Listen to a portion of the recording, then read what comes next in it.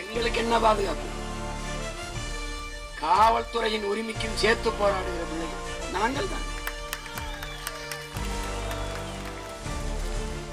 எங்களுக்கு அனுமதி தராத, அனுமதியை மறுத்த காவல்துறையின் அவர்களுடைய வாரிசுகள், அவர்களுடைய சந்ததியினர்களும் நல்ல காற்று, நல்ல தண்ணீர், நல்ல உணவு கிடைத்து வாழ வேண்டும் என்பதற்காகத்தான் இந்த வீதியில் நின்று நாங்கள் போராடி கொண்டிருக்கிறோம்.